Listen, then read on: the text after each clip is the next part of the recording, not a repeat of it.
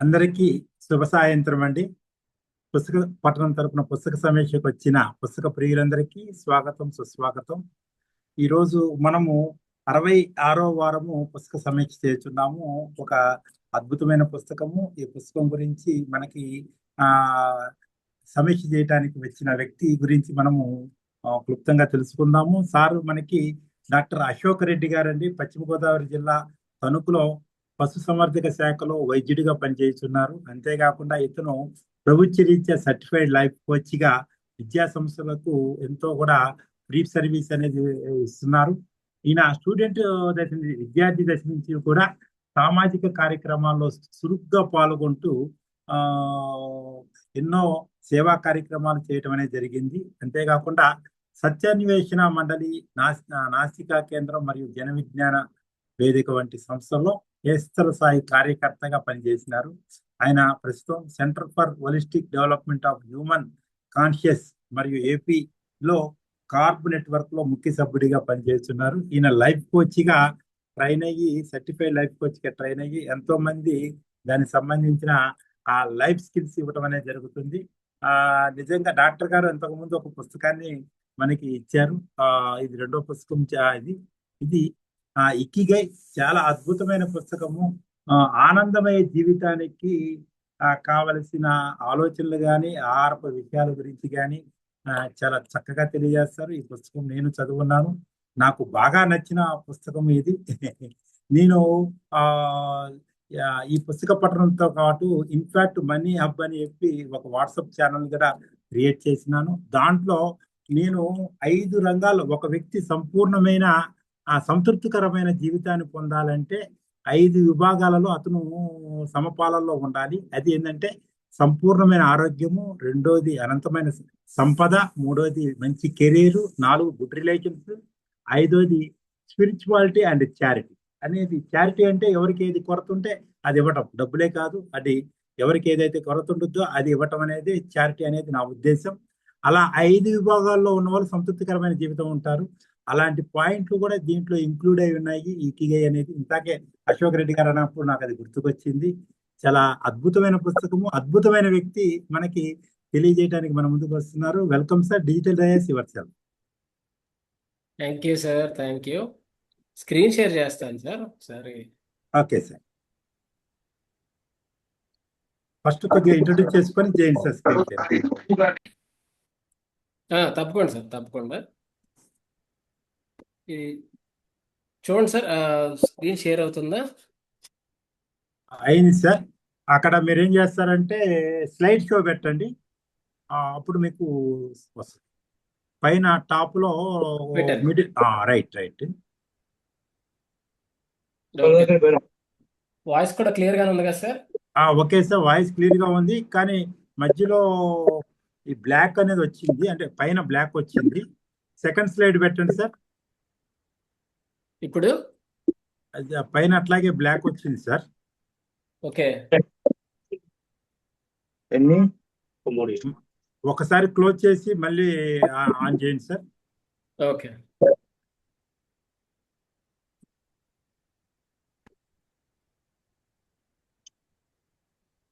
Sale file ఒకటి ఇప్పుడు పోయింది.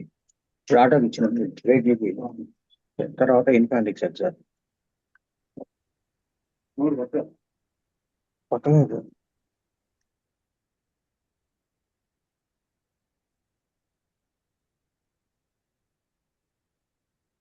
ముందు ఫ్యూ మినిట్స్ మాట్లాడండి సార్. ఇప్పుడు చూడండి సార్, స్క్రీన్ షేర్ చేశాను.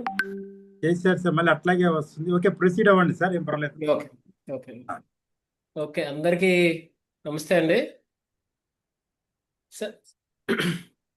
అందరికీ నమస్తే. సో ఈరోజు మనం సమీక్ష చేసుకోబోయే పుస్తకం ఇకిగై పుస్తకం అండి. సో ఇది ఇంటర్నేషనల్గా చాలా బెస్ట్ సెల్లర్. దాదాపు ఒక 50-60 భాషల్లోకి అనువాదం అయింది. అంతర్జాతీయంగా కూడా చాలా సంచలనం అయింది. సో ఈ పుస్తకం గురించి ఒక నిమిషం ముందు మాట చెప్తానండి.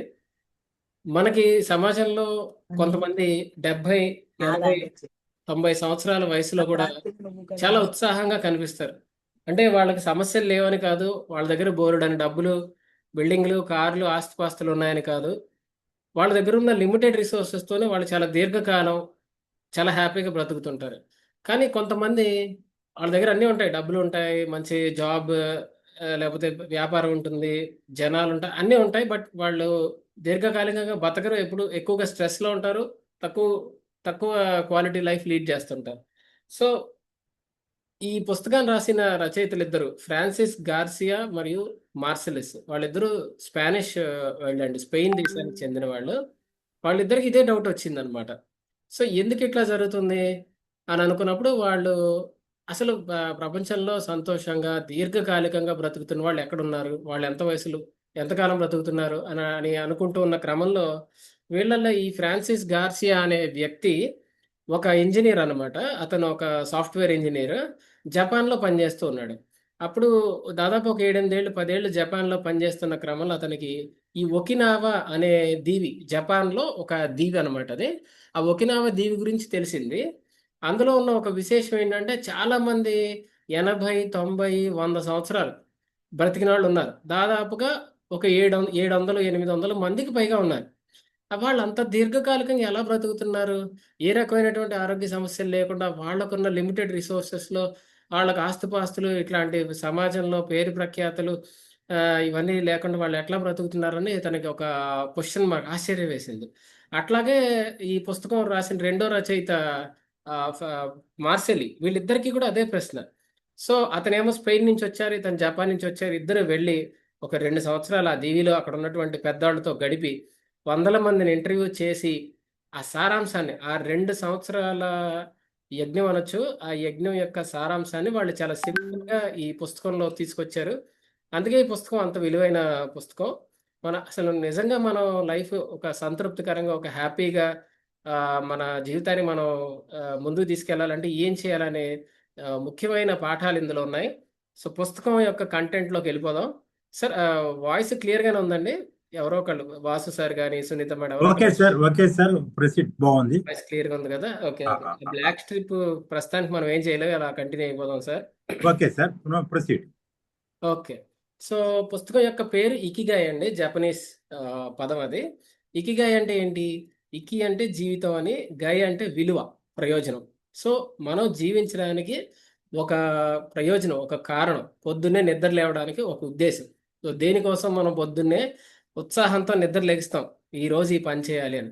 సో, ఈ పుస్తకంలో చెప్పిన ఒక ప్రధాన సందేశం ఏంటంటే, మనకి జీవితంలో స్పష్టమైన లక్ష్యం ఉన్నవారు, ఈ ఇకిగై ఉన్నవారంటండి, వాళ్ళు ఎక్కువ కాలం జీవిస్తున్నారంట. మరింత ఆనందంగా ఉంటున్నారంట. చురుగ్గా ఉంటున్నారంట. కష్టాలను మెరుగ్గా, వాళ్ళకి ఎదురయ్యే కొన్ని కష్ట నష్టాలు, టఫ్ సిట్యుయేషన్స్ అంట, కఠిన పరిస్థితుల్ని బాగా ఎదుర్కొంటున్నారంట. అయితే ఈ రచయితలు ఎక్కడ పరిశోధించారు? ఇదిగోండి ఈ మ్యాప్‌లో చూపించిన ఆ జపాన్‌లోని ఆ దీవి ఉంది కదా! ఒకినావా అనే దీవిలో ముఖ్యంగా ఒగిమి అనే గ్రామంలో బాగా ఎక్కువ మంది వాళ్ళకి కనిపించారు. అక్కడే వీళ్ళు ఈ పరిశోధన చేశారు.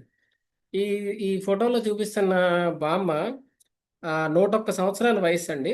టైరా టొషికో ఆవిడ పేరు.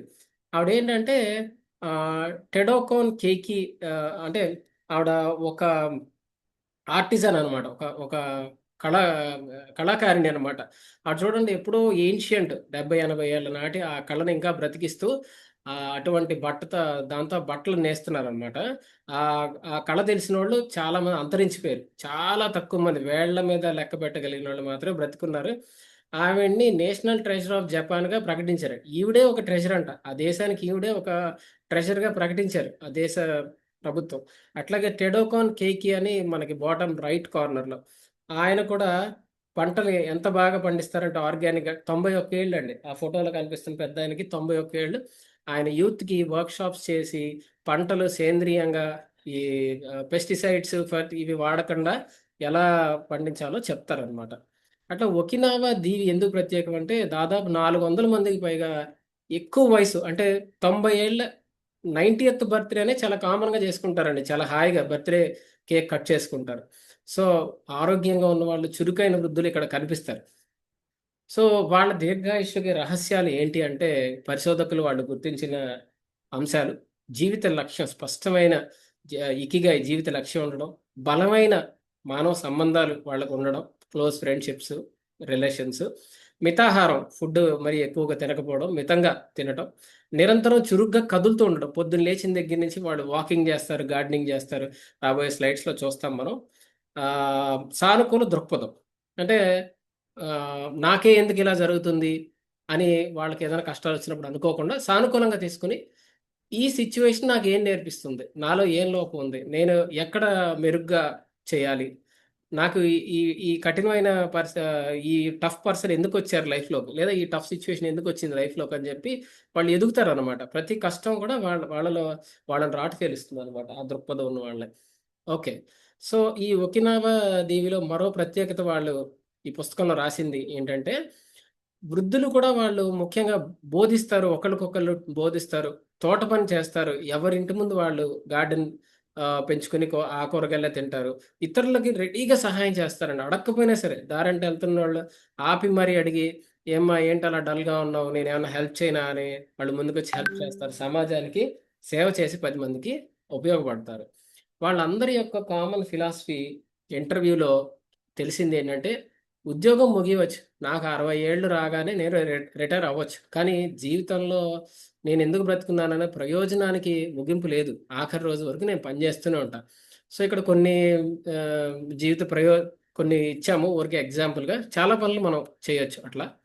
సో సింపుల్గా చెప్పాలంటే ఇకిగాయ్ అంటే ఏంటి అంటే, ఈ ఈ స్లైడ్లో చూపించినట్టుగా ఒక పని ఉంటుందండి, మనం బాగా ప్రేమించే పని, మనం బాగా చెయ్యగలిగిన పని, మనకు ఆ బలం ఉంది, ఆ స్కిల్ ఉంది, ప్రపంచానికి అవసరమైన పని, జీవితాన్ని నిలబెట్టే పని, అంటే మనకి ఇన్కమ్ తీసుకో, ఈ 4 ఒకటే అవ్వాలండి, అప్పుడు ఇకిగాయ్. అంటే ఇప్పుడు మీరు చూడండి, కొంతమంది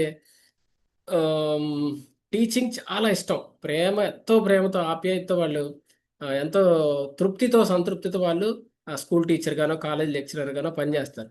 ఆ పని చేయడం వల్ల వాళ్ళకి డబ్బులు వస్తాయి, దానివల్ల వాళ్ళు 10 మంది ఎంతో మంది స్టూడెంట్స్కి ఉపయోగపడతారు, వాళ్ళు కూడా ఎంజాయ్ చేస్తారు, అంటే వాళ్ళు ఇకిగాయలో ఉన్నట్టు.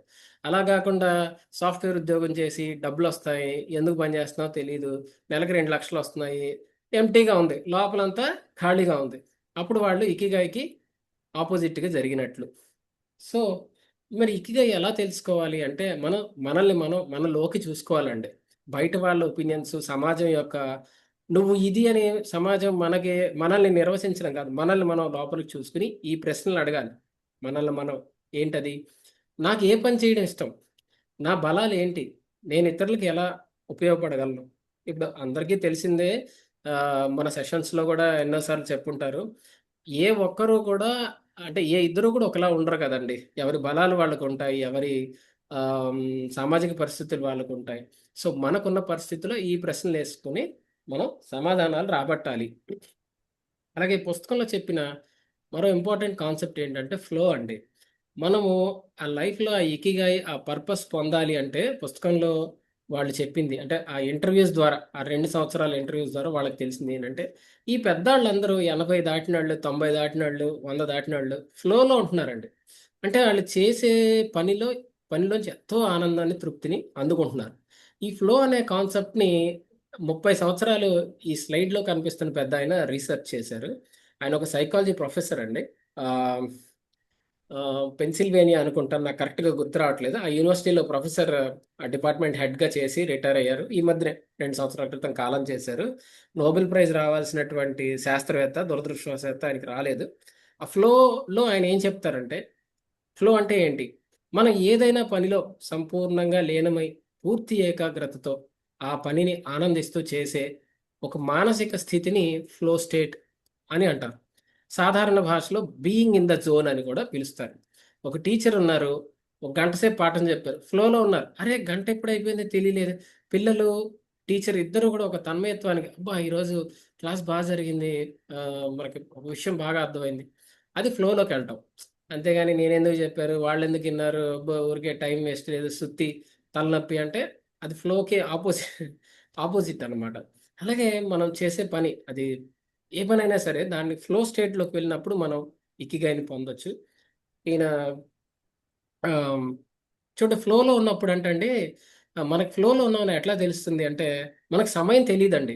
ఆ పని చేస్తున్నప్పుడు ఏకాగ్రత బాగా పెరుగుతుంది, ఆ పని భారంగా అనిపించదు, ఆనందం కలుగుతుంది. అంటే మనము, పని, వాతావరణం వేరు కాదు, అన్నీ ఒకటే. ఒక సర్జన్ ఉన్నారు, ఒక గంట సేపు సర్జరీ చేశారు, 2 గంటలు సర్జరీ చేశారు. అక్కడ పేషెంట్ యొక్క దేహం, సర్జరీ, నర్సు, డాక్టర్ వీళ్ళందరూ వేరు వేరు కాదండి, ఆయనకంతా ఒకటే. ఆ 2 గంటలు ఆయన తనను తాను మర్చిపోతారు. అట్లా మనం చేసే పని ఫ్లోలో ఉండడానికి మనం ప్రయత్నం చేయాలి.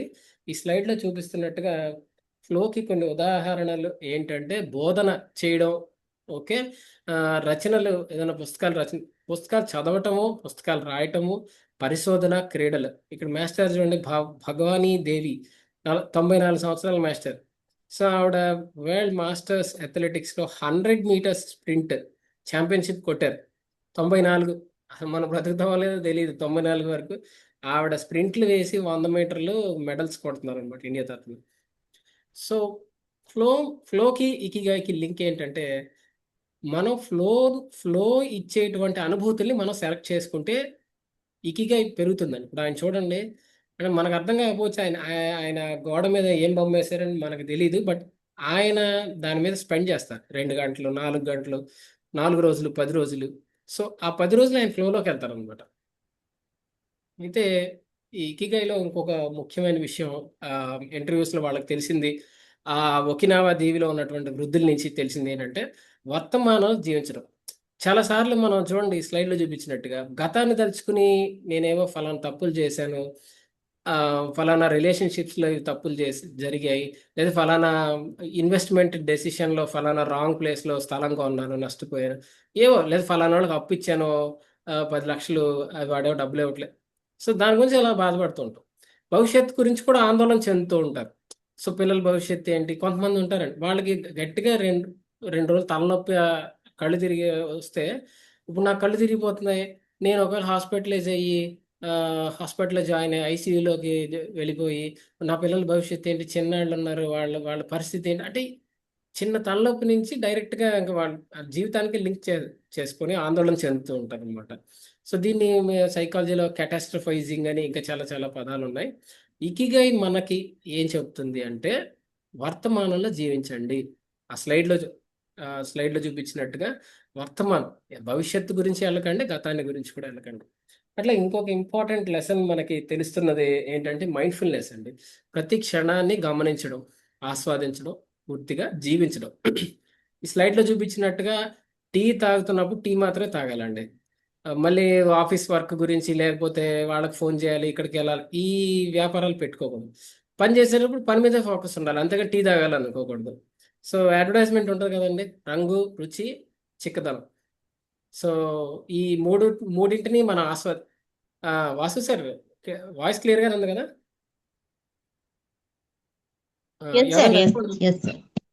Okay okay okay okay. So mindfulness అంటే అదండి. ఇప్పుడు ఇది చాలా పెద్ద కాన్సెప్ట్ అండి. మైండ్ఫుల్గా ఉండాలి. ఊరికే పొద్దున్న లేచిన దగ్గర నుంచి రాత్రి పడుకునేంత వరకు ఉరుకులు పరుగులు, క్షణం ఖాళీ లేకుండా, అసలు ఎవరికి టైం లేదు. మనం ఈవెన్ సూపర్ మార్కెట్లో 5 నిమిషాలు 10 నిమిషాలు వెయిట్ చేయాలంటే ఫోన్ తీసి రీల్స్ చూస్తాం. మరి బోల్డ్ అన్ని షార్ట్స్ ఇవన్నీ కవర్ చేయాలి కదా.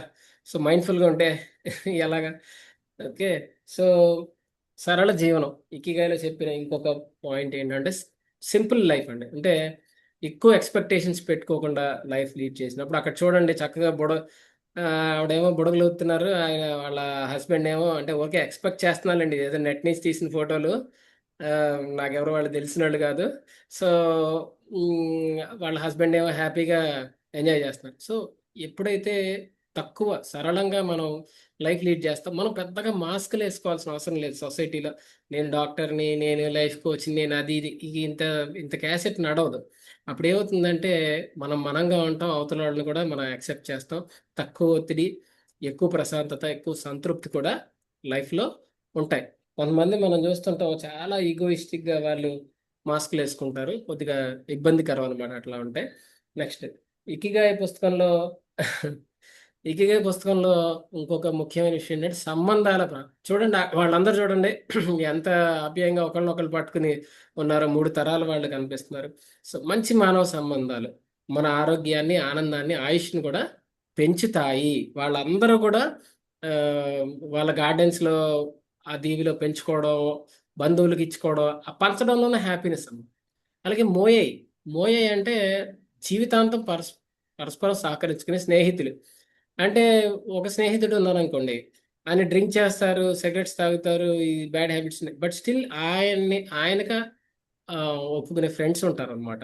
రే నువ్వు ఎంత వేస్ట్ గాడైనా మా ఫ్రెండ్ వేరా అని చెప్పి వాళ్ళు 80 years 90 years 100 yearsలో కూడా వాళ్ళు ఆ స్నేహం అట్లా ఉంటున్నారు. అంత చిక్కటి స్నేహాలు అక్కడ కనిపించాయి. అలాగే స్నేహం ఒక ఔషధం. మంచి స్నేహితులు ఏం చేస్తారు? ఒత్తిడిని తగ్గిస్తారు, ధైర్యం, నీకేం కాదులేరా మేమందరం ఉన్నాం అంటారు. అలాగే జీవితం అర్థవంతం చేస్తారు. వాళ్ళు జీవితాన్ని అర్థవంతం చేస్తారు. ఎటువంటి ఆ, కష్టాలు వచ్చినా సరే వాళ్ళు సపోర్ట్గా నిలబడతారు.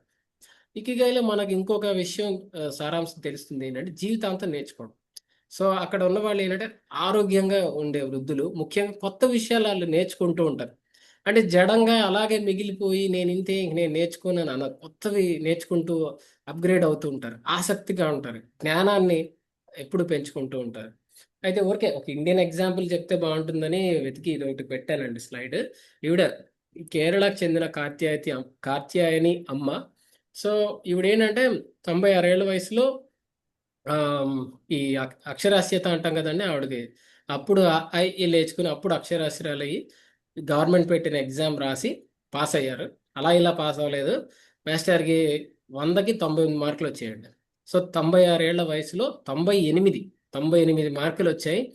40,000 మంది కేరళలో పరీక్ష రాస్తే ఈవిడ ఫస్ట్ ర్యాంక్ వచ్చిందంటండి. సో 96 ఏళ్ల వయసులో ఫస్ట్ ర్యాంక్ వచ్చినందుకు ఆ, కేంద్ర మానవ వనరుల శాఖ మంత్రి నారీ పురస్కార్ అవార్డు ఇచ్చారు ఆవిడకి. అంటే అది మహిళలకు ఇచ్చే ఒక భారత రత్న లాగా హైయెస్ట్ అవార్డు అనమాట. అదే కాకుండా కామన్వెల్త్కి, ఇంకా యునైటెడ్ నేషన్స్కి, ఇంకా ఎన్నిటికో ఆవిడ అంబాసిడర్గా ఉన్నారు. రీసెంట్గా ఒక 2 years బ్యాక్ ఆవిడ కాలం చేశారు. ఎంతో మంది లక్షలాది మందిని ఆవిడ ఇన్స్పైర్ చేశారు. ఆవిడ ఒక స్వీపర్గా పనిచేశారు. స్వీపర్గా పనిచేసి ఒక 6 పిల్లల్ని కని వాళ్ళందరినీ పెంచి పెద్ద చేసి పెళ్ళిళ్ళు చేసి అవన్నీ అయ్యాక ఆవిడకి చదువుకునేసరికి ఆ వయసుకి సెట్ అయింది మాస్టర్కి. సో బట్ స్టిల్ ఆ ఏజ్లో కూడా ఆవిడ ఆ, అవార్డు తీసుకున్నారు. ఎంతోమందికి స్ఫూర్తినిచ్చారు. ఇంకొక ముఖ్యమైన పాయింట్ ఏంటంటే శారీరకంగా చురుగ్గా ఉండడం. సో ఒకినావాలో ఉన్న వాళ్ళు నడవడము, తోట పని చేయడము, వ్యవసాయం చేయడం, మెట్లు ఎక్కడం, ఇట్లా యాక్టివ్గా ఉంచుకుంటారు అనమాట లైఫ్ స్టైల్. ఓకే, రోజంతా కదులుతూ ఉండడం అంటే కేవలం ఏదో జిమ్ మాత్రమే ఆ, కాదండి, రోజంతా కూడా చురుగ్గా ఉండడం ముఖ్యం అనమాట. అట్లాగే వాళ్ళ ఫుడ్ హ్యాబిట్స్ కూడా చూసుకుంటే హరా హచిబు అంటారు. సో కడుపు 80% మాత్రమే నిండే వరకు తినడం. యాక్చువల్లీ మనకు కూడా ఆయుర్వేదంలో మన ఇండియన్ సిస్టంలో కూడా 3 వంతులు నిండేలా తినండి, ఒక పావు 1/4 ఖాళీ ఉంచండి అనేది కూడా మనం కూడా చెప్తూ ఉంటాం. సో ఈ హరహచిబు వల్ల ఏంటంటే అధిక భోజనం తినడం తగ్గుతుంది, నడుము చుట్టుకొలత కొవ్వు పేరుకోవడం తగ్గుతుంది, ఆరోగ్యం మెరుగుపడుతుంది, దీర్ఘాయుష్ కూడా మనకి అవకాశం ఉంటుంది. ఒకినావా వాళ్ళ ఆహారం చూస్తే వాళ్ళు కార్బోహైడ్రేట్స్ తక్కువ తీసుకుని ప్రోటీన్స్ ఫ్యాట్స్ ఎక్కువ తీసుకుంటారు. సో కూరగాయలు ఎక్కువ తీసుకోవడం, పండ్లు ఎక్కువ తీసుకోవడం, సోయా ఉత్పత్తులు సహజంగా దొరికే, ఇప్పుడు సీ ఫుడ్ వాళ్ళకి చేపలు ఇవన్నీ దొరుకుతాయి. సో సీ ఫుడ్ సహజంగా దొరికేటువంటి ఆహారం తీసుకోవడం ఇవన్నీ చేస్తారు. అలాగే ఒత్తిడి, వృద్ధాప్యం. సో ఒకినావాలో వాళ్ళకి అర్థమైంది ఏంటంటే అధిక ఒత్తిడి శరీరాన్ని ఎప్పుడు దెబ్బతీస్తుంది. సో సైకోసమాటిక్ డిజార్డర్స్ అంటాం. సో ఇక్కడ ఆ, చాలా మంది సైకాలజిస్టులు, లైఫ్ కోచెస్, మేడం అందరూ ఉన్నారు. సో దీని గురించి నేను ఎక్కువ చెప్పక్కర్లేదు. సో స్ట్రెస్ శరీరాన్ని దెబ్బతీస్తుంది. వృద్ధాప్యాన్ని కూడా ఏజింగ్ ఎఫెక్ట్ అంటాం, వృద్ధాప్యాన్ని వేగవంతం చేస్తుంది. సో స్ట్రెస్ అనేది లేకుండా వాళ్ళు లైఫ్ని లీడ్ చేస్తారు. అట్లాగే ఇంకొక ఇంపార్టెంట్ పాయింట్ మనం ఈ పుస్తకంలో తెలుసుకోదలిచింది ఏంటంటే స్థిత ప్రజ్ఞత అండి, రెసిలియన్స్. అంటే ఆ సుఖాన్ని, దుఃఖాన్ని, సంతోషాన్ని, బాధని, డబ్బులు ఉన్నప్పుడు డబ్బులు లేనప్పుడు అంతా ఒకలానే ఉండడం. అంటే ఆ స్థిత ప్రజ్ఞతగా ఉండడం, బ్యాలెన్స్, ఇన్నర్ స్ట్రెంత్ అంటాం కదా, ఆ బ్యాలెన్స్ మెయింటైన్ చేయడం కూడా ఒక ఇంపార్టెంట్ పార్ట్ అన్నమాట కల్చర్లో. అలాగే అంగీకరించడం. సో సంతోషంగా జీవించే వాళ్ళు ఏం చేస్తారంటే వాస్తవాన్ని అంగీకరిస్తారు. ఎస్, నేను కొన్ని మిస్టేక్స్ చేశాను, కొన్ని టఫ్ సిచ్యువేషన్స్ నాకు లైఫ్లో ఉన్నాయి, కొంతమంది టఫ్ పర్సన్స్ నా లైఫ్లో ఉన్నారు. సో వాస్తవాన్ని అంగీకరిస్తారు. ఏంటంటే నేను ఏవైతే మార్చగలనో అది నా కంట్రోల్లో ఉంది, నేను మార్చుకుంటాను. నేను ఏవైతే మార్చలేనో అది నా కంట్రోల్లో లేదు, నేను అది మార్చలేను. ఇలా ఇందాక మేడం. నువ్వే ఓకే. సో ఏదో వాళ్ళు ఎవరో అనుకోకుండా మ్యూట్. నేను చూస్తున్నా సార్, నేను మ్యూట్ ఓకే. చేశాను. ఓకే. ఓకే. మీరు వాళ్ళు ప్రొసీడ్ అవ్వండి. డౌట్ అడుగుతున్నారేమో అనుకుని ఆగాను. ఎనీవే మనం కంటిన్యూ చేసుకుందాం. సో కృతజ్ఞత ఈ ఈ ఇకిగైలో ఇంకొక పాయింట్ ఏంటంటే కృతజ్ఞత భావం అండి. అంటే నాకు లభించిన దానికి నేను కృతజ్ఞుడిని. నాకు మంచి జాబ్ ఉంది. నా దగ్గర పర్వాలేదు. డబ్బులున్నాయి. నేను 90% బానే ఉన్నాను. చిన్న చిన్న గ్యాప్స్ ఉన్నాయి నాకు లైఫ్‌లో. వాటికి నేను ఎక్కువ విలువ ఇవ్వను. నాకు ఏవైతే ఉన్నాయో వాటికి ఎక్కువ విలువ ఇస్తా. ఆ కృతజ్ఞత భావం. అంతేగాని ఏదో ఉద్యోగం లేకపోతే ఇంకెక్కువ ఇంకో ₹1,00,000 వస్తే బావుండు. లేదా వాళ్ళు దెబ్బేస్తారు. లేదా వీళ్ళు ఇంకెంతసేపు ఏవైతే గ్యాప్స్ ఉన్నాయో వాటి గురించి మనం ఎక్కువ ఫోకస్ చేసి, ఎక్కువ టైం మనం స్పెండ్ చేస్తాం. మన కృతజ్ఞత భావం తక్కువున్నట్టు. అలా కాదండి. కృతజ్ఞత భావం ఎక్కువ ఎక్కువ ఉంచుకోవాలన్నమాట. అదొక మానసిక స్థితి. అది ఉండడం వల్ల ఏమవుతుంది, మనకు సైకలాజికల్‌గా మనం బావుంటాం. స్లీప్ యొక్క నిద్ర బాగా పడుతుంది. ఎంపతి పెరుగుతుంది. రిలేషన్‌షిప్స్ మన యొక్క మానవ సంబంధాలు పెరుగుతాయి. మనం ఎప్పుడైతే కంప్లెయినింగ్ తగ్గి కృతజ్ఞత ఉంటుందో సంబంధాలు పెరుగుతాయి. మానసికంగా మనం దృఢంగా అవుతాం. మనకు మోర్ క్లారిటీ వస్తుంది. హ్యాపీనెస్ పెరుగుతుంది అని తెలిసింది. నెక్స్ట్ వచ్చి చూడండి, ఇది కృతజ్ఞత లేని వ్యక్తి ఇదొక న్యూస్ ఐటమ్ అండి. ఒక కుర్రోడికి బర్త్‌డేకి BMW అతను జగ్వార్ అడిగితే పేరెంట్స్ BMW కార్ గిఫ్ట్ ఇచ్చారంట. అతను అడిగిన కార్ ఇవ్వలేదని చెప్పి వాళ్ళిచ్చిన BMW కార్‌ని తోసేసాడండి చెరువులోకి. వాళ్ళ ఇంటి దగ్గర ఉన్న చెరువులోకి ఇంజిన్ స్టార్ట్ చేసి తోసేసాడు. సో చూడండి, BMW కార్‌ని అతను ఎందుకంటే కృతజ్ఞతా భావం లేదు అతనికి. అతనికి ఆ సంతృప్తి లేదనమాట. నేను అడిగిన జాగ్వార్ ఇవ్వలేదు. అట్లాగే మనం కూడా చాలా సార్లు మన లైఫ్‌లో చాలా చాలా ఉంటాయి. కానీ మనం అనుకున్నది జరగలేదని జెప్పి మనం మొత్తం ఇప్పుడు చూడండి, పెళ్లి మొన్న ఒక ఎగ్జాంపుల్ మా బంధువుల ఇంట్లో పెళ్లి జరిగితే వాళ్ళు ఒక 20,00,000 పెట్టి చేశారు. నేను మామూలుగా నన్నడిగారు, ఎలా జరిగింది? నేనన్నాను బ్రహ్మాండంగా జరిగింది.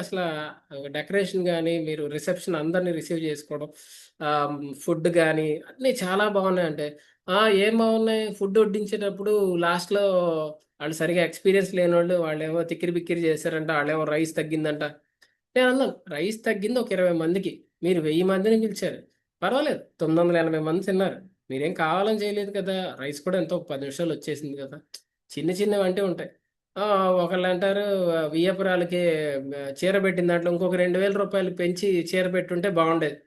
ఇప్పుడు ఆ చీర పెట్టినప్పుడు అదొక ఓ 15,000, 20,000 పెట్టి పెట్టిన చీర గురించి కాకుండా ఆ 1000 పెంచుంటే బాగుండేదని ఎవరో చేస్తారు. 100 మంది బంధువుల్లో ఒకళ్ళిద్దరు ఏదో కామెంట్ చేస్తారు. సో, అక్కడున్న మొత్తం మూడంతా మనం పాడు చేసేసుకుంటే ఎట్లా? కృతజ్ఞతా భావంతో ఉండాలి కదా! సో, అది నా ఎనాలిసిస్. రైట్. కొంచెం ముందుకెళ్దాం. ప్రకృతితో అనుబంధం ఉంచుకోవాలి. సో, ప్రకృతిలో గడపాలి. ప్రశాంతంగా మానసికంగా మన ఆరోగ్యాన్ని మనం కాపాడుకోవాలి. ఆనందాన్ని పెంచుకోవాలి. అలాగే చిన్న చిన్న సంబంధాలు, చిన్న చిన్న సంభాషణలు, సేవలో, అభ్యాసంలో, సృజనలో ఇప్పుడు మనం అపార్ట్మెంట్‌లో వాచ్‌మెన్ ఉంటారు. లేపోతే బయట షాప్‌కెళ్తాం. ఎక్కడి నుంచో చిన్న చిన్న సంభాషణలో మనకు చాలా ఆనందం కలుగుతది. ఇప్పుడేంటంటే చాలామంది మొహం సీరియస్‌గా పెట్టుకోవడం, ఎవరితోని ఎక్కడ మనం ముందు పలకరిస్తే మనం అరిగిపోతామో, మన వాల్యూ పడిపోతుందో అన్నట్టుగా ఒక serious face. So, serious face యేసుకొని మనం తిరుగుతుంటే లైఫ్ కాస్త ఆయుర్దాయం తగ్గుతుంది.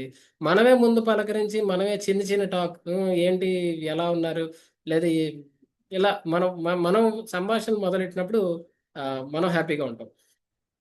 ఇక్కడేంటంటే ఇకిగాయి పుస్తకంలో చెప్పిన మరో విషయం, విజయం, అర్థవంతమైన జీవితం. ఈ రెండిటికి చాలా తేడా ఉంది. సో, సక్సెస్‌ఫుల్ లైఫ్ అంటే బోలెడు డబ్బులు సంపాదిస్తే, బోలెడంత పేరు అశోక్ రెడ్డి అంటే మొత్తం అందరికీ తెలిస్తే స్టేట్‌లో, లేకపోతే నా హోదాని నా చుట్టూ ఉన్న వాళ్ళందరూ ఒప్పుకుంటే, అప్పుడు నేను సక్సెస్ సాధించినట్టు. అప్పుడు అర్థవంతమైన విజయం అని అనుకోవడం. అది నిజమైన సంతృప్తి కాదు. ఎందుకంటే ఫస్ట్ నేను ఒక డిజైర్ పెట్టుకుంటాను. పెద్ద బిల్డింగ్ కట్టాలి అని చెప్పి. ఆ చట్రంలో చూపించినట్టుగా పరిగెట్టి దాన్ని తెచ్చుకుంటా. మళ్ళీ నాకు ఇంకో కొత్త డిజైర్ వస్తుంది. ఓ పెద్ద కార్ కొనాలి. నా పక్కింట్లో వాసు సార్ ఉన్నారు. ఆయన కార్ కొన్నారు. ఇప్పుడు నేను కార్ కొనాలి అని తిరిగాను. మళ్ళీ పరిగెట్టి కార్ కొన్నాను. మళ్ళీ సారోళ్ళ ఇంటికెళ్తే వాసు సార్ ఒక పెద్ద మంచం కొన్నారు. 6 అడుగుల మంచం. మా ఇంట్లోనేమో 5 అడుగులదే ఉంది.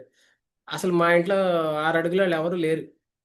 6 అడుగులది కొన్నాను. మళ్ళీ సార్ ఇంటికెళ్తే 8 అడుగులదుంది ఈసారి. 3 డోర్ల ఫ్రిడ్జుంది. అది ఎందుకు ఉండాలో నాకు తెలీదు. సో, నాకు అవసరమైన ఫ్రిడ్జ్ కంటే ఇంకా పెద్దది 3 డోర్ల ఫ్రిడ్జ్ కొన్నాను. ఇలా ఏంటంటే మనం డిజైర్స్ పెంచేసుకోవడం, సంపద వైపు పరిగెట్టడం, పేరు హోదా వైపు, అది నిజమైన సంతృప్తికరమైన జీవితం కాదండి. సో సక్సెస్ని ఎలా మెజర్ చేస్తామంటే, అంతకుముందు ఎంత ఫేమ్ వచ్చింది, ఎంత పెద్ద కార్ హౌస్, దాని నుంచి కాదు. సక్సెస్ అనేది నేను ఎంత సంతృప్తిగా, ఎంత హ్యాపీగా నా లైఫ్ని లీడ్ చేశాను అన్న దాన్ని బట్టి సక్సెస్ని మెజర్ చేయాలి. శాస్త్రం ఏం చెప్తుంది, అసలు మానసిక శాస్త్రం ఏం చెప్తుందంటే, ఎవరికైతే ఇక్కిగా ఉంటుందో, జీవిత ప్రయోజనం ఉంటుందో, వాళ్ళ ఆరోగ్యం మెరుగ్గా ఉంటుంది, ఎక్కువ ఉత్సాహంగా ఉంటారు, తక్కువ ఒత్తిడితో ఉంటారు. ఈ ఈ స్లైడ్లో చూపించిన జంటలాగా సింపుల్. మీ వాసు సార్ ఏంటంటే 4 పాయింట్లు చెప్పమన్నారు, రచయిత గురించి చెప్పమన్నారు, చెప్పాను. పుస్తకంలో సారాంశం చెప్పమన్నారు, అది చెప్తున్నాను. వినే వాళ్ళకి ఒక 4 పాయింట్లు వాళ్ళకి ఏం ఉపయోగపడతాయి చెప్పమన్నారు. సో వినే వాళ్ళకి ఒక రిక్వెస్ట్ ఏంటంటే, ఈ ప్రశ్న మిమ్మల్ని మీరు వేసుకోండి. నాకు ఏ పని అంటే ఇష్టం, ఎందులో నాకు ఫ్లో దొరుకుతుంది, నాకు ఎందులో నా బలం ఉంది, నాకు నైపుణ్యం ఉంది, ప్రపంచానికి ఏంటి అవసరం, ఆ పని వల్ల అవసరం, ఐ మ్యాటర్. చూడండి, చాలా సంస్థలు ఐ మ్యాటర్ అనేది లేదు. నేను చేసే పని పెద్దగా ప్రాముఖ్యత లేదు అనుకుంటే వాళ్ళకి ఆ ఫ్లోలో వెళ్ళరు. నేను చేసే పని ప్రాముఖ్యత ఉంది, ఐ మ్యాటర్, నా ఫ్యామిలీకైనా, నా సంస్థకైనా, సమాజానికైనా అన్నప్పుడు మనకి ఇక్కగా వస్తుంది. ఏ పని నాకు ఉత్సాహాన్ని ఇస్తుంది, ఇది మీకు మీరు కనుగొనండి అని ఇక్కడ వింటున్న వాళ్ళందరూ కూడా రిక్వెస్ట్ చేస్తున్నాను. రోజువారీ మనం ఏం ఆచరణ చేయొచ్చు అంటే, చురుగ్గా ఉండడానికి ప్రయత్నం చేయండి. లిఫ్ట్ తీసుకోకుండా మెట్లు ఎక్కడం, ఏదో ఒకలాగా చురుగ్గా ఉండడం, గుంజీలు తీయడం, రోజు ఒక 50-30 గుంజీలు తీయడం, యాక్టివ్గా ఉండడం, కుదిరితే వాకింగ్, యోగా చేయడం, అట్లా నేర్చుకుంటూ ఉండండి ఏదో ఒకటి. అండ్ స్నేహాలను పెంపొందించుకోండి, రిలేషన్షిప్స్, కృతజ్ఞతతో ఉండడానికి. అట్లాగే వర్తమానం ఎక్కువ టెన్షన్ పడి ఫ్యూచర్ గురించో లేకపోతే పాస్ట్ గురించో కాకుండా వర్తమానంలో మైండ్ఫుల్గా చేసే పని మీద ఫోకస్ చేయడం మనం తీసుకోవచ్చు. ఇవి 10 రూల్స్ ఆ పుస్తకంలో చెప్పినవి. మళ్ళీ ఇవే రిపీట్ అవుతాయి: చురుగ్గా ఉండడం, మితంగా తినడం, కృతజ్ఞత, రిలేషన్షిప్స్. సో మన సంస్కృతిలో ఏముంది అనేది కూడా నేను కొంచెం చెప్దాం అనుకున్నాను, అందుకే ఒక 3-4 స్లైడ్స్ యాడ్ చేశాను. సో భగవద్గీతలో చెప్పారు మాస్టర్, శ్రీకృష్ణ భగవాన్ మాస్టర్, కర్మణ్యేవాధికారస్తే మా ఫలేషు కదాచన. సో పనిపై దృష్టి పెట్టు, ఫలితం మీద కాదు. నీకు హ్యాపీగా ఉండాలంటే నువ్వు పని మీద ఫోకస్ చేయి, ఫ్లోలో ఉండు, ఫలితం నాకు వదిలే అన్నారు భగవంతుడు. ఇకిగాయి కూడా అదే చెప్తుంది. అలాగే యోగ కర్మసు కౌశలం. యోగం అంటే ఏంటంటే పనిలో సంపూర్ణంగా ఏకాగ్రత ఉండడం. మా వాళ్ళు ఇప్పుడు మా క్లాస్మేట్స్ ప్రసన్న, పీర్, గౌతమ్ ప్రసాద్, ఇంకా కొంతమంది వచ్చారండి వెటర్నరీ డాక్టర్స్ నాతో పాటు చదువుకున్న వాళ్ళు. సో వీళ్ళలో కొంతమంది సర్జరీస్ చేస్తారు ఫీల్డ్లో, లేదా దూడ అడ్డం పడితే గేదెకి కానీ ఆవుకి కానీ దాని మీద డిస్టోకియా అంటాం టెక్నికల్గా. సో ఆ దూడని బయటికి లాగడం. సో ఆ 1-2 గంటలు ఎంత కుస్తీ పట్టి, ఎంత ఒళ్ళు హోనం అయిపోయినా ఎంతో తృప్తిగా ఉంటుంది వాళ్ళకి, ఎందుకంటే ఆ పనిలో సంపూర్ణ ఏకాగ్రత చూపిస్తారు కాబట్టి. ఓకే, సో లోక సంగ్రహమేవాపి సంపశ్యన్ కర్తుమర్హసి. సమాజ శ్రేయస్సు కోసం పనిచేయడం, అందులోనే నీ నీ నీ బంధాన్ని నువ్వు తెంచుకోవాలంటే సమాజ శ్రేయస్సు కోసం పనిచేయ అని చెప్పారు. నిజమైన ప్రయోజనం ఏంటంటే మన స్వార్థాన్ని, నేను నా పిల్లలను కాకుండా కొద్దిగా నలుగురికి కూడా అవకాశం ఉన్నంత మేర చిన్న చిన్న విధానాల్లో కంట్రిబ్యూట్ చేయమని చెప్తున్నారు. మన కల్చర్లోనే ఉంది మానవ సేవే మాధవ సేవ, ఎడ్యుకేషనల్ సపోర్ట్, హెల్త్ కేర్, మహిళా సాధికారత, environment sustainability, rural development, skill development, ఇలా ఎన్నో రకాలుగా మనం సేవాభావం కూడా చేసుకోవచ్చు. అట్లాగే యజ్ఞార్థాత్ కర్మణో యత్ర లోకోయం కర్మబంధన. కొంచెం ప్రొనౌన్సియేషన్ అటు ఇటు ఉంటే క్షమించండి, నాకు అంతగా సంస్కృతం పెద్దగా రాదు. సో సమష్టి మేలు కోసం చేసిన పని బంధనాన్ని కలిగించదు అని 3వ చాప్టర్ 9వ శ్లోకంలో చెప్తున్నారు భగవద్గీతలో. ఇకిగాయి కూడా అదే చెప్తుంది, ప్రపంచానికి విలువని సృష్టించే పని మన జీవితానికి అర్థమిస్తుంది అని. అలాగే స్థిత ప్రజ్ఞత, బ్యాలెన్స్గా ఉండడం. ఈ ఈ స్లైడ్లో చూపించినట్టుగా ఎటువంటి టఫ్ సిచ్యువేషన్స్ వచ్చినా బ్యాలెన్స్గా ఉండడం అనేది కూడా మనకి ఇకిగాయిలోను గీతలోనూ కూడా చెప్తున్నారు. సో ఒక సింగిల్ లైన్లో చెప్పండి ఇకిగాయి పుస్తకంలో ఏం చెప్పారంటే, బాహ్య విజయాలు అంటే వాటికంటే అంతర్గతంగా ఇన్నర్ సక్సెస్ చాలా ఇంపార్టెంట్. బయట అంటే బయట సమాజం మనల్ని డిఫైన్ చేస్తుంది. నీకు ప్రమోషన్ వస్తే నువ్వు సూపరు, నీకు అవార్డ్స్ వస్తే, లేదా డబ్బులు, బోల్డెన్ డబ్బులు, బిల్డింగ్లు, కార్లు, కాంపిటీషన్ బీట్ చేసి నెంబర్ 1 ర్యాంక్, ఇవన్నీ కాదండి. ఇన్నర్ సక్సెస్ అంటే స్థితప్రజ్ఞతతో ఉండడం, బ్యాలెన్స్తో ఉండడం, సెల్ఫ్ కాన్ఫిడెన్స్తో ఉండడం, రిలేషన్షిప్స్ బిల్డ్ చేయడం, సమాజానికి ఉపయోగపడడం, ఇవన్నీ. ఇది ఒక మెసేజ్ అండి. ఒక ఐఏఎస్ ఆఫీసర్ రీసెంట్గా ఆవిడ తన ట్విట్టర్ అకౌంట్లో పెట్టారు, దివ్య మిట్టల్. ఆవిడ బాధ ఏంటంటే, నేను ఐఐటి ఢిల్లీలో చదివాను, ఐఐఎం రీసెంట్గా అండి 2 వారాల క్రితం ఏమో పెట్టారు ఆవిడ, 3 వారాల క్రితం. సారాంశం ఏంటంటే, నేను ఐఐటి ఢిల్లీలో చదివాను, ఐఐఎం బెంగళూరులో చదివాను, ఐఏఎస్ చదివాను, నా దేశం ఇవ్వదగిన అత్యున్నత ఆ, చదువు, ఎడ్యుకేషన్ నాకు అందింది, ఐఏఎస్గా ఉన్నాను, పెద్ద పెద్ద బాధ్యతలు ఎలా మోయాలి, జిల్లా కలెక్టర్గా ఎలా ఉండాలి, ఇవన్నీ చెప్పారు. యాక్చువల్లీ కాంటెక్స్ట్ ఏంటంటే, ఈవిడ మెసేజ్ పెట్టిన కాంటెక్స్ట్ ఏంటంటే, ఆవిడకి ఇష్టం లేకుండా ఒక జిల్లా కలెక్టర్గా ఉన్న మేడంని వేరే జిల్లా కలెక్టర్గా రాత్రికి రాత్రి పోస్టింగ్ ఆర్డర్స్ ఇచ్చారు. ఎందుకంటే ఆవిడ గొడవైంది, ఒక మంత్రి గారు ఒక ఎమ్మెల్యేతో ఏదో గొడవైంది. ఆవిడ యాక్చువల్ చాలా సిన్సియర్ ఆఫీసర్ అని, ప్రజల పక్షాన్ని నిలబడతారని, ఈ అక్రమార్కులు తాటతీస్తారని ఆవిడకి చాలా పెద్ద పేరుంది. దివ్య మిట్టల్ అని మీరు నెట్లో చూస్తే తెలుస్తుంది. అట్లాంటి ఆఫీసరు కాస్త ఏదో ఒక ఎమ్మెల్యేతోనో ఎవరితోనో గొడవ అయింది అని చెప్పి గవర్నమెంట్ ఆవిడని రాత్రి ట్రాన్స్ఫర్ చేసేసింది. ఆ ట్రాన్స్ఫర్ అయిన 2 వారాలకి ఆవిడ ఇక బీపీ వచ్చేసి ఇక ఆవిడ తట్టుకోలేక ఈ మెసేజ్ పెట్టారు. అందులో ఇది ఇట్లా రాసుకొచ్చి ఈ పెద్ద పెద్ద బాధ్యతలు మోయడం కూడా నాకు చెప్పారు. ఎంత కఠినమైన పరీక్షనైనా సరే అది ఎలా పాస్ అవ్వాలో కూడా నాకు తెలుసు. కానీ సింపుల్ విషయం, నేను సంతృప్తిగా, హ్యాపీగా, ప్రశాంతంగా ఎలా బతకాలో నాకు తెలియట్లేదు. నా మనసులో రేగే తుఫాన్లు ఎలా ఆపాలో నాకు తెలియట్లేదు. నా బాస్కి సున్నితంగా నో ఎలా చెప్పాలో నాకు తెలియట్లేదు. సో మన విద్యా విధానంలో సైన్స్, సోషల్ ఇవన్నీ చెప్తున్నారు, బాగానే ఉంది. మార్కులు ఎలా తెచ్చుకోవాలి, ఉద్యోగాలు ఎలా చెప్తున్నారు, కానీ ఈ లైఫ్లో ఎలా హ్యాపీగా ఉండాలనేది చెప్పట్లేదు. మన విద్యా విధానంలో చాలా లోపం ఉంది అని ఇంకా ఇంకా చాలా చాలా రాసుకొచ్చారు మేడం. సో ఏకాంతం, ఈరోజు ఏకాంతం, మనిషి ఏకాకి అయిపోతున్నాడు. చుట్టూ వేల మంది ఉంటారు, ఏకాకిగా ఉండి ఆ స్ట్రెస్కి లోనయ్యి వాటన్నిటి గురించి ఆవిడ రాసుకొచ్చారు. చాలా పెద్ద డిబేట్ వచ్చింది. నేషనల్ మీడియాలో, న్యూస్ ఛానల్స్లో, న్యూస్ పేపర్స్లో కూడా వచ్చింది. మీరు కూడా ఒకసారి నెట్లో చూడొచ్చు. సో అంత ఇంపార్టెంట్ అనమాట ఇకిగాయ్ అనేది. ముగింపు ఏంటంటే, భగవద్గీత కూడా, ఇకిగాయ్ కూడా, అంటే మన కల్చర్లో యాక్చువల్ ఖురాన్ నుంచి, బైబిల్ నుంచి కూడా మనం అద్భుతమైన ఎగ్జాంపుల్స్ తీసుకోవచ్చు. ఆ, ఖురాన్ అన్ని అన్ని అన్ని మతాలు, అన్ని సంస్కృతుల నుంచి కూడా తీసుకోవచ్చు మనం. ఆ, అయితే పాపులర్ కల్చర్ సినిమాస్లో కూడా చూస్తే, పెద్ది రీసెంట్గా ఒక సినిమా వచ్చింది. అందులో కూడా అతను మామూలు సాదా ఆటకూలి, డబ్బులు తీసుకుని అతను క్రికెట్ ఎవరు ఎక్కువ డబ్బులు ఇస్తే వాళ్ళకి ఆడతాడు. కానీ ఎప్పుడైతే తన ఇకిగై, తన జీవితంలో ఒక పర్పస్ని కనుక్కున్నాడో, అతను ఒక నేషనల్ లెవెల్ కుస్తీ వీరుడిగా ఒక మల్ల యుద్ధం వెళ్ళడం, తర్వాత పారా ఒలింపిక్స్లో వెళ్ళి దేశవ్యాప్తంగా అసలు పేరే లేని తన ఊరికి ఒక పేరు తేవడం, అట్లాగే రైల్వే స్టేషన్ మిగతా సదుపాయాలు తేవడం అనేది ఆ సినిమా కథలో సారాంశం. అట్లాగే లీడర్ అనే సినిమా కూడా మనం చూసాం. ఆ లీడర్లో కూడా అతను ఒక సాధారణ యువకుడు, ఏదో అతను చదువుకుంటాడు, అతని పని అతను చేసుకుంటాడు. కానీ ఈ రాజకీయ వ్యవస్థలోకి వచ్చి అతను అనుకోని పరిస్థితుల్లో తండ్రి చనిపోతే ముఖ్యమంత్రి పదవి చేపట్టి ప్రజలకి చేయటం అనేది, తన ఇకిగాయని కనుక్కోవడం అనేది ఆ కథ సారాంశం. అట్లాగే ఠాగూర్ సినిమా చూస్తే మెగాస్టార్ చిరంజీవి నటించింది. ఆయన ఒక సాధారణ ఒక డిగ్రీ కాలేజ్ అనుకోండి, ఇంజనీరింగ్ ఒక ప్రొఫెసర్ ఆయన, అంతే. ఆ ఒక్క కాలేజీలో పాఠాలు చెప్పుకోవడం, వెళ్ళిపోవడం, అంతే. కానీ ఒకానొక సందర్భంలో ఈ వ్యవస్థలో ఉన్న కరప్షన్ వల్ల, కాస్త ఈ అసమానతలు, వ్యవస్థలో ఉన్న ఈ లంచగొండితనం, డిఫరెంట్ పరిస్థితుల్లో అతను చాలా కోల్పోతాడు లైఫ్లో. సో వ్యక్తిగతంగా నాకు జరిగింది, లక్షలాది మందికి కూడా జరుగుతుంది కదా అని అతను తన స్టూడెంట్స్తో పోరాటాన్ని స్టార్ట్ చేసి మొత్తం వ్యవస్థలోనే మార్పు తెస్తారు. తన ఇకిగాయ్, అక్కడి నుంచి తన ఇకిగాయ్ కనుక్కుంటారు. అది ఆ సినిమా స్టోరీ. అట్లాగే మహర్షి అనే story super star Mahesh Babu cinema.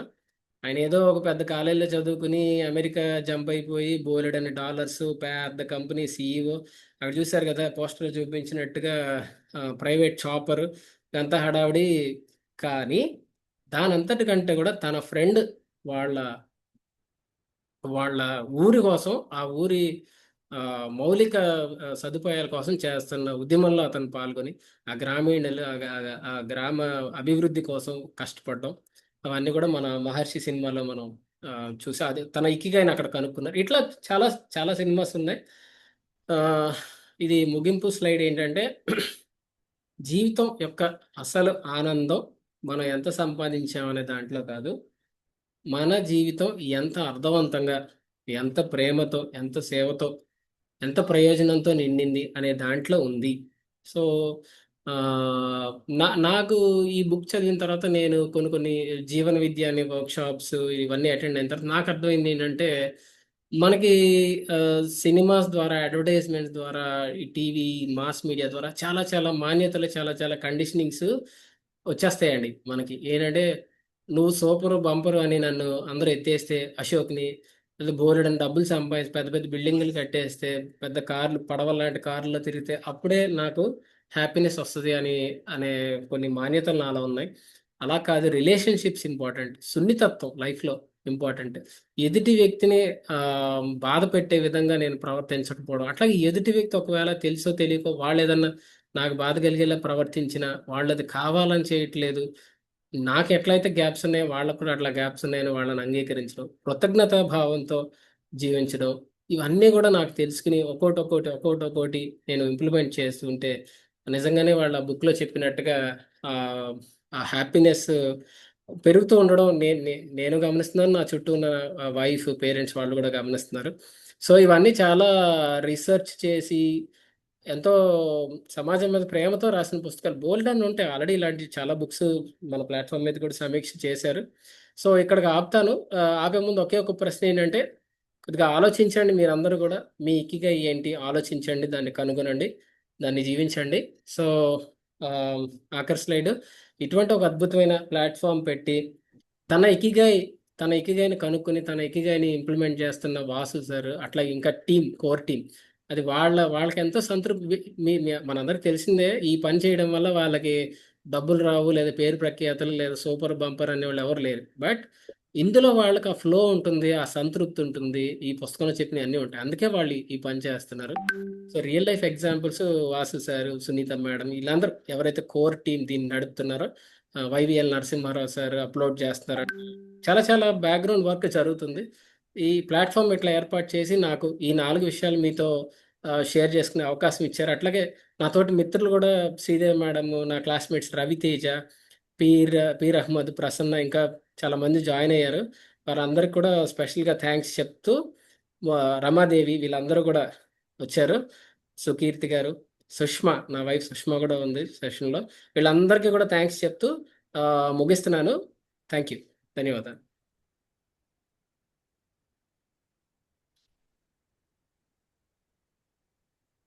Sir Ashok garu, మీరు వీడియో ఆన్ చేయండి సార్ మీ మొబైల్ నుంచి. ఆ, చాలా చాలా చక్కగా తెలియజేశారు సార్ ఇకిగై అనే పుస్తకాన్ని. ఆ మా నా ఇకిగై అనేది కూడా మీరు చాలా స్పష్టంగా చెప్పారు. ఇకిగై అంటే మన దాంట్లో మన పర్పస్, అంటే మన పర్పస్ ఏంటి అనేది మీరు చాలా బాగా చెప్పినారు. ఈ పుస్తకాన్ని నేను చదివినాను, ఇదివరకు నేను విన్నానండి. కానీ ఇప్పుడు విన్నది నేను నిజంగా చాలా హ్యాపీగా ఉన్నాను. ఎందుకనంటే మనము ఒక పుస్తకాన్ని చదివినప్పుడు కానీ అప్పుడున్న మన యొక్క ఆ పరిస్థితిని బట్టి ఆ పుస్తకం రిసీవ్ అవుతుందంట. అంటే ఇప్పుడు కరెక్ట్గా నేను ఆ ఇకిగై యొక్క సారాంశానికి తగ్గట్టుగా నేను నా ఆలోచన విధానం కానీ నా పని విధానం కానీ ఉంది. కానీ ఈరోజు చాలా కాన్సన్ట్రేషన్గా పూర్తిగా నేను వింటమనే జరిగిందండి. అద్భుతం. పుస్తకంలోని అంశాలని చక్కగా తెలియజేస్తూ, అది మన భగవద్గీతతో మనకు కనెక్ట్ అయిన విషయాన్ని కూడా ఆ యొక్క అధ్యాయంలోని ఆ శ్లోకాలను తెలియజేస్తూ, అంతేకాకుండా జీవన పరిణామం, అంటే సామాన్యమైన జీవనంలో సినిమాలు కూడా, మీరు ఠాగూర్ సినిమా, మహర్షి సినిమా, ఈ సినిమాలు కూడా అది వాళ్ళ ఇకిగా ఏంటి, వాళ్ళ యొక్క పర్పస్ ఏంటి అని తెలియజేస్తూ ఈ పుస్తకాన్ని సంపూర్ణంగా మీరు తెలియజేసిన విధానం అయితే చాలా బాగుందండి. చాలా నాకు నచ్చింది. Okay, thank you very much sir. మీరు లైఫ్ కోచ్ అనిపించారు. ఒక పుస్తకాన్ని చదివి దాన్ని చెప్పే విధానాన్ని కూడా అర్థమయ్యే రీతిలో, సామాన్యులకు కూడా అర్థమైన రీతిలో తెలియజేయటం అనేది బాగుందండి. Thank you very much sir. Sir doctor గారు, welcome sir. Thank you sir. Good evening. Good evening sir. Sir మాట్లాడండి సార్. సార్ నేను ఇప్పుడే జాయిన్ అయ్యాను. అయిపోయిందా? అయింది సార్. సారు 50 minutes లో 45 minutes లో కంప్లీట్ చేశారు. 8:50 కని అనుకున్నా. 7:50కా? అంటే 8 సార్కి 8:10కి స్టార్ట్ చేశారు అంటే ఒక 8:05కి అలాగా 45 మినిట్స్ లో కంప్లీట్ చేశారు సార్ చక్కగా. అదే 2 మినిట్స్లో ఎవరన్నా చెప్పగలిగితే చెప్పండి. Synopsis just 2 minutes. అంటే finding the purpose of your life.